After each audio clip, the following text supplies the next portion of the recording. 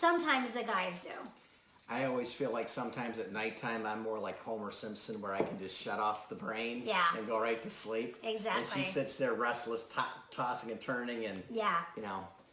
And Yeah. I'm nice. Sometimes I basically try to stay awake until you can fall asleep. Right, and then it's like when I actually practice these techniques, I'm able to fall asleep really, really quickly. But So sometimes you have to remind yourself that they are available. So, What is meditation? okay. So, that's a loaded question. Meditation has been used for thousands and thousands of years. Okay, this is not a new concept. Some people will talk about it in terms of prayer. Others, Okay. will talk about it in terms Like of religion. But for Catholics doing the rosary, the prayer, the Okay. rosary with you've got your rosary out, and you're counting Okay. the beads, the decades. okay, You're going through 30 beads, the decades, the 30 years, and that is repetition, and that is a form of meditation. that And is a form. That goes back Yep. to the beginning of Christianity. I mean, the rosary's been around for hundreds and hundreds and hundreds of years. So meditation is not a religious experience unless you are coupling it with some type of religious ritual, like the Or rosary. your But it yoga- doesn't have to be. Your yoga beads, what are they called? The mala beads. Yeah. The Mm-hmm. So that's a 108. form. Right. 108, they would literally, as they're doing their affirmations, or they're kind of counting off the beads. Right. That again is a form of Okay, meditation. so what is meditation? It's a way to basically quiet the mind.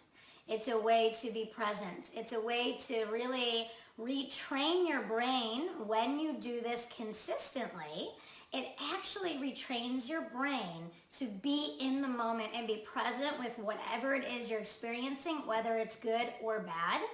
And, why is that important? Our Bob mentioned earlier the monkey mind. That's a term to basically describe what our minds do on autopilot, which is just this constant, let me know if you can relate to this, like I'm worrying about this, and then I got to worry about this, and I got to pick the kids up here, and I have a deadline here, and I have a doctor's appointment tomorrow, and I'm so mad about that fight I had yesterday. I mean, the yoga teachers are really, really good at this, but because I did yoga for so many years, one of the funny things is a lot of the ladies weren't quieting their mind, and the teachers could see that, and they said, what are you thinking about? And they're like, well, I'm thinking about the groceries that I need to pick up as soon as this class is over. Right. So they're literally not slowing down and being present, as you Right. said, and being in the moment. They're somewhere else. So what happens when you're somewhere else is, first of all, overwhelm, okay?